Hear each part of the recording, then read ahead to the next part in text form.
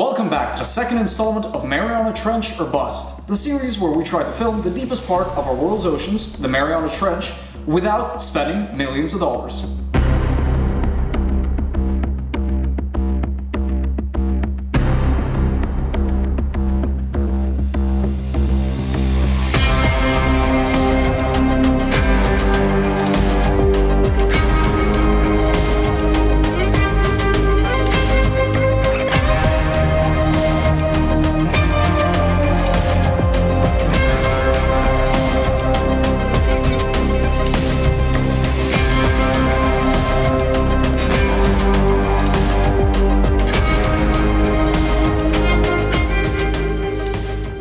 As you remember from the last episode, we designed, prototyped, tested, properly tested, and finally got this part as well as the dome end caps manufactured in China. Now, as promised in the last episode, in this episode we're going to be mostly focusing on the bottom part of the drop cam, so the main battery housing, and we'll start talking about the electronics that go inside to make everything work. So, first, the bottom part. It's fairly simple. I'm not going to dwell on it too much because it is just a thick metal tube with some mounting interfaces, but as you remember from the last episode, it's got this special mounting interface here, which will just hopefully slot into the top part and fit quite nicely and provide a nice watertight seal with all of the O-rings. Same thing goes for the bottom part, so we're just going to have the disc end cap here, which is just going to be metal, and that should provide us with a nice seal with the O-ring. Finally, on the sides of the tube, we've got some mounting points just to make life easier if we ever want to add other accessories to it. Now, getting both of these parts manufactured in China is fairly expensive, and we are down a significant amount of money. So, to save a few bucks, we decided to actually manufacture the disc end cap that goes on the bottom ourselves and also show you how it's done. So, let's go ahead and do that right now.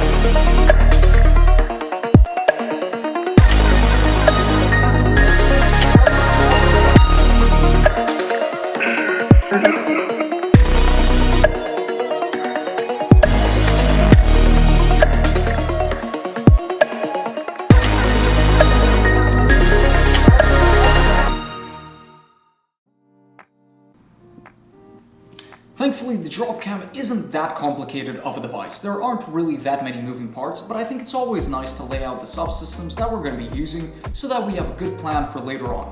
So, at the center of it all is going to be our custom circuit board that we have yet to build. That's going to control all of the different functions of the device, and it's going to be powered by an array of lithium-ion cells, such as this one here. Connected to the circuit board are the lights and the weight release mechanism, both of which we have to design. Next up, the camera system. So this is an off-the-shelf Gear 360. We'll talk more about the camera system later on in this episode because that is also pretty important to discuss in depth. Last, but definitely not least, is going to be our way of finding the drop cam when it resurfaces. So the deeper we go, the more the drop cam has a chance to drift off course because of the currents. So we could see it resurfacing, say, a mile away. That's going to be pretty hard to find since it is a pretty small device. So having some sort of GPS transmitter that'll give us the GPS location would be very valuable. So this is an off-the-shelf one that we've bought that we ideally want to use, but I'm not really sure if it's going to work for our purposes just because it's going to be housed in a metal tube. But I do have a good way of testing that out.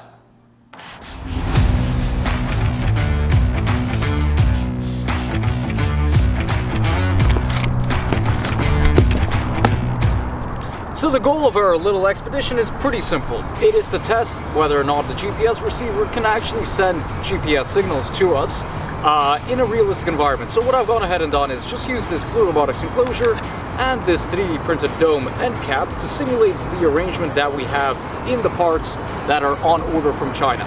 So we've turned on the GPS receiver, and we're going to use our little boat to hopefully go out in the middle of the river, drop it off, and see what sort of reception we can get.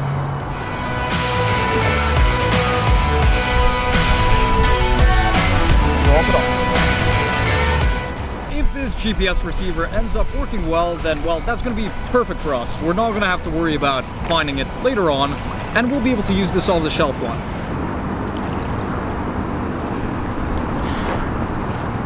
Okay. That went a lot better than I actually thought it would.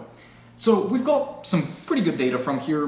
This is the online portal for the transmitter, so we do get these results in real time, which will be super useful. So as you can see, we did get a path that the drop cam took, and it seems pretty precise enough to find it in the ocean.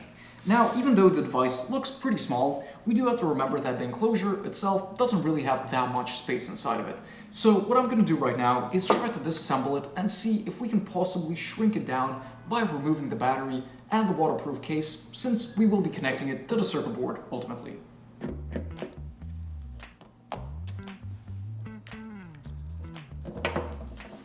I've gone ahead and cracked it open, but one problem that I'm seeing is that the antenna is actually molded into place, so it might not be possible to remove it, in which case what we could do is just use the device without the battery, since we will be powering it off the circuit board. That does not look like it's going to come out. Good news, we are in fact able to disconnect the antenna. I was wrong. One more thing we need to get out of the case is the screen so that we can actually control the device. So what I'm going to do is heat the front part of the screen, and I think that's going to loosen up the adhesive so that we can take it out. There we go. Huh. That is very clever. So now is the moment of truth. I'm going to try to reassemble it with the components separately and see if it actually still works. Guess what? It still works. After a little bit of trial and error, I came up with a nice design for the holder of the GPS beacon. So as you'll remember, initially, since I wasn't sure if it was going to be possible to actually disassemble the case, the plan was to mount it sort of in the middle like this, with the antenna sticking out. Of course, that would have taken up a lot of space since the housing is pretty big. Now, since we've disassembled the beacon, I've actually managed to compress it down quite a bit. So I've glued the screen back onto where it was originally, but the antenna, instead of having it pointed upwards, I've mounted it sort of on the side. It's on some wires, so it's pretty flexible and we can position it how we want. The idea would be to have it actually positioned as a sort of flat module here at the very top, with the antenna pointing out, and the benefit of that is that it doesn't take up any space in the main section. Before we do that, we do, however, need to figure out the power situation. The Garmin originally came with its own dedicated battery, but since we are going to be running it for a long time and ideally want to have it connected to the main battery of the drop cam, what I have to do is find out where the little power connector is and solder on some wires so that we can connect it to the circuit board later on. So let's go ahead and do that, and we'll show you what's happening on the microscope here. I already can pretty much guess that this little connector here is going to be connected to this contact. So if I take a look at the battery, that would have been the positive, and the other one here would have been connected to this one, the negative. I've set the multimeter so that when I touch the probes together, it creates a beeping noise, so that way we check for continuity. So let me go ahead and put one of the probes on this pin here, and then the other one I'm just gonna put on the contact, and as you can see, there is definitely connection between those two.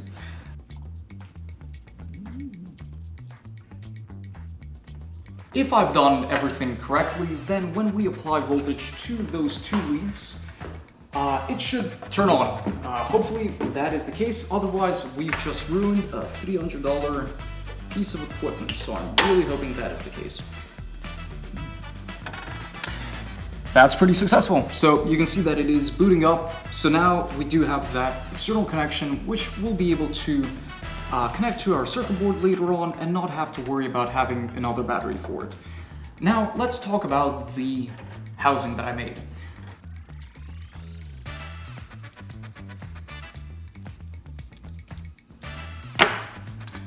There we go. Just 3 screws, hold it in. The wires come out the bottom here, and once we slot it into the housing, you can see that we get a really nice fit here, so the antenna is poking out just enough to not hit the top part, the inner part of the dome, and on the bottom we even have a nice view to the screen of the Garmin itself. One more thing that I do want to add later on to this would be pinouts wires coming off the buttons on the device itself, because at the moment, even though we do have external power, we would have to manually press the buttons and turn them on, which is of course not ideal because that would involve taking off the dome. Not the end of the world, but just adds another step which we want to avoid. Now that we got this out of the way, let's talk about the camera. For the camera system, I am thinking of using this off-the-shelf Gear 360 camera. It came out all the way back in 2016, but it's still a really good contender for our application because it's pretty affordable, starting at only $60 or $70 secondhand, and the resolution is great, and of course the 2 lenses give it the 360-degree field of view. Now, the bad part about it is that it's absolutely not DIY friendly. For our purposes, we need to integrate a power cable to it to allow it to be powered from the drop cam's battery, and we also need to let the drop cam's circuit board trigger it, so turn on the recording and stop the recording. That's going to be a bit challenging because there's no ports to do that, so the plan is to completely disassemble it to gain access to the onboard circuit board and then figure out some sort of connection interface between the camera's circuit board and the drop cam circuit board. So let's tear it down.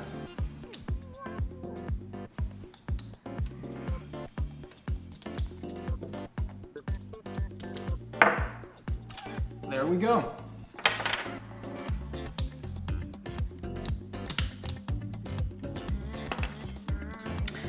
That's kind of cool. So it looks like there is a inner casing and an outer casing, and here we can see the individual buttons that we're gonna have to figure out how to connect to. So what I'm gonna do is tear it down a little bit more to see the circuit board and see if there's any easy way of replacing those buttons.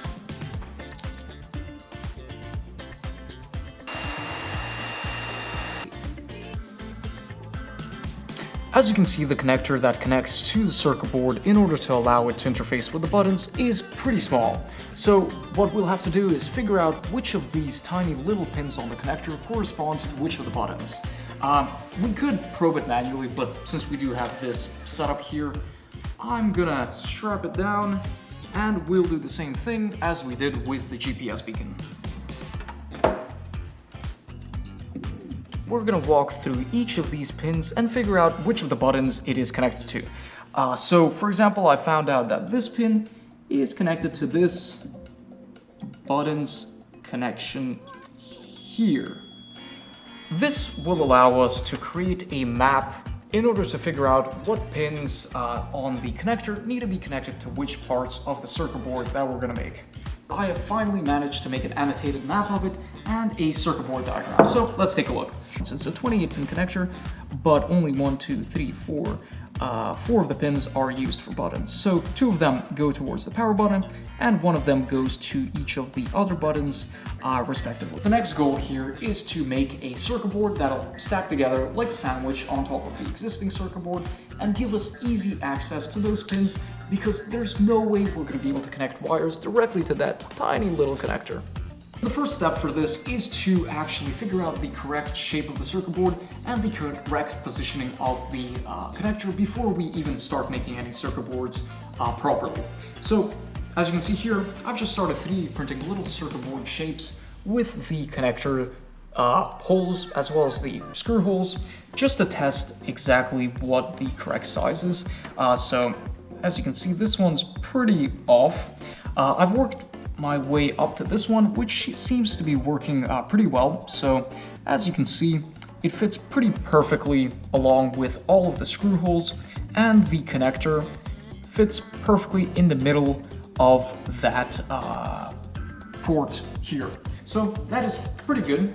Let's go ahead and hop into the circuit board design software to turn this shape into an actual circuit board. Just like with the 3D models that we made before, I'm not going to focus too much on the process of actually making the circuit board because you probably don't want to sit for an hour and watch me do it.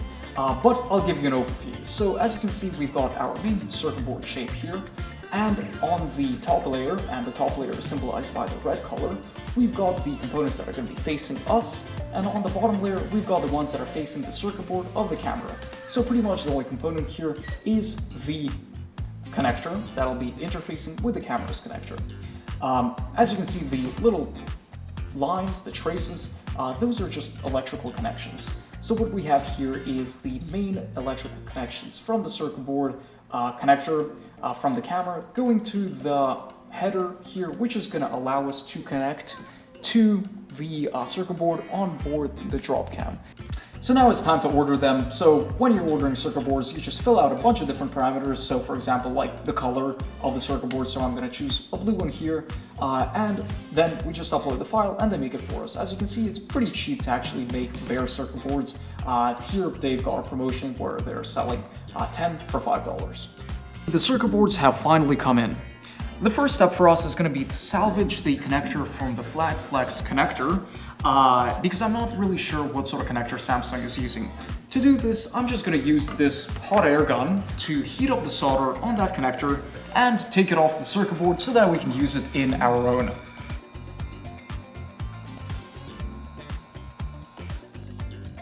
That is one small connector.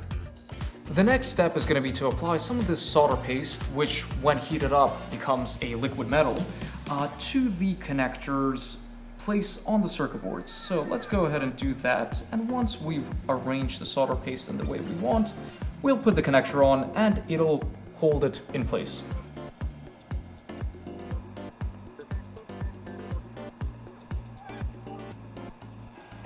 This is the most delicate procedure. Usually this would be done by a robot, but here, doing it by hand, I just need to be very careful to align those little pins and make sure that they are getting connected to the appropriate parts of the circuit board. Before we go on to the next connector, we do just want to make sure that we get a nice connection on all of the pins, and judging by this, it looks like we do. There might be a little bit of a speck of dust right here, but that does not look like a concern to me.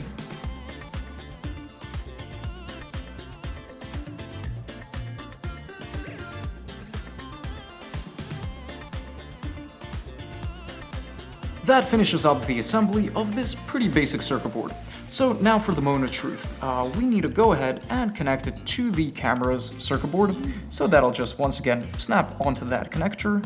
And if everything is designed correctly, it should sit itself nicely.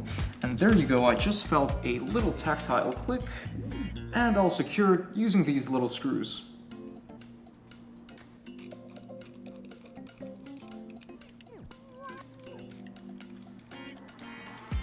Initially, when I was planning the camera setup, my idea was to have the two lenses of the camera spaced out in a way that would allow us to mount them on either side of the housing.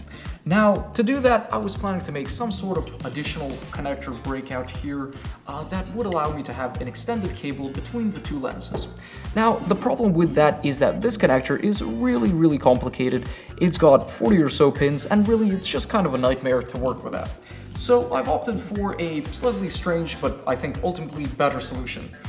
Simply having two main camera assemblies mounted on each side of the housing. That way they're not connected, not interconnected, and we also have double the storage capacity since the SD card goes in here. Now, you may be thinking, why not just remove the second lens here, which is in its disassembled state? Well, when I tried doing that, the camera was giving me an error, and it said that it wouldn't allow me to record without the second lens. So what I've done here is I've just removed all of the additional components for the second lens, and we can actually get it tucked in. That fits pretty nicely and doesn't take up any additional space. Finally, the last part we need to modify on the camera is just figuring out the power situation.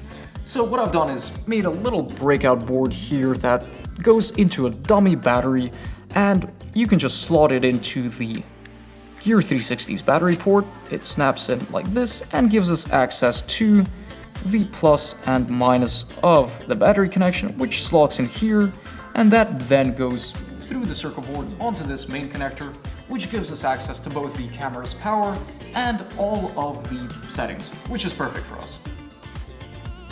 Now for the most satisfying part, finally getting this entire subassembly we've been working on for so long mounted into the camera housing. So I've come up with a few iterations of a holder. The first one I made was like this, but I don't really like this design. I don't think it'll give enough airflow to the lens to prevent moisture. So I've gone ahead and reworked it to have some larger airflow ports here. So let me get that screwed in correctly, and we will put it into the housing. I've gone ahead and built the second camera and put everything together, so as you can see it fits really nicely, and with the GPS beacon here up top, we still have plenty of space in the middle. So what I'll go ahead and do is design a circuit board to go in here. That'll be our main motherboard that controls all of the components, and probably also put a cooling fan in there, because ultimately, even if we do have some desiccant pouches in there, there may be some moisture buildup on the lenses, and having some airflow will prevent all of that. I feel like we've done some really good progress on the drop cam in this episode. We've come closer to finishing up on the electronics, so the GPS and the camera systems are pretty much good to go from what I can see. We didn't quite make it onto building the battery for the system, so we're going to do that in the next episode. The suppliers of the stainless steel versions of the housing parts and the dome end caps have told me that the parts are on the way, so they should be arriving pretty soon. So in the next episode, we'll hopefully make the motherboard, finish the battery, assemble the housing, and get it tested in a local pool or something along the lines of that. Well, that sounds pretty good, and I guess till next time.